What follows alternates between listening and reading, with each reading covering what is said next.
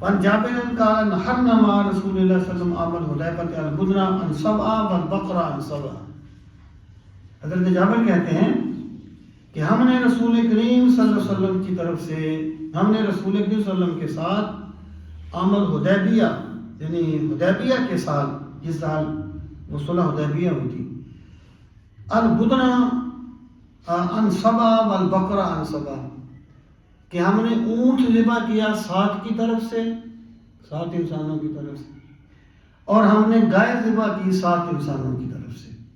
اس کا مطلب یہ ہے جو بڑا جانور ہے وہ اونٹ ہو یا وہ گائے ہو اسے 7 انسانوں کی طرف سے جمع ذبح کیا جا سکتا ہے. حضرت امام اعظم سے یہ سوال ہوا تھا کہ ایک جانور میں ایک جان ہوتی ہے اور قربانی کیا ہے؟ اللہ کے نام پر جانور کو ذبح کرنا، اللہ کے نام پہ اس کی جان نکالنا. انہوں نے کہا کہ گائے میں 7 جانیں تو نہیں ہوتی جو آپ اسے 7 کی طرف سے ذبح کر دیتے ہیں، یا اونٹ میں 7 جانیں تو نہیں ہوتی جو آپ اسے 7 کی طرف سے ذبح کر دیتے ہیں.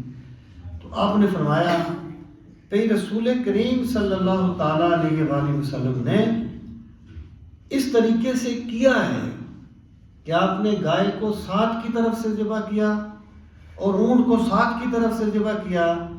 یہاں سرکار کی سنت آ جاتی ہے، وہاں ہم قیاس نہیں کیا کرتے، یعنی ہمارا قیاس وہاں ہوتا ہے، یہاں سنت نہیں ہوتی. یہاں سنت آ جائے وہاں کوئی قیاس نہیں کیا جاتا.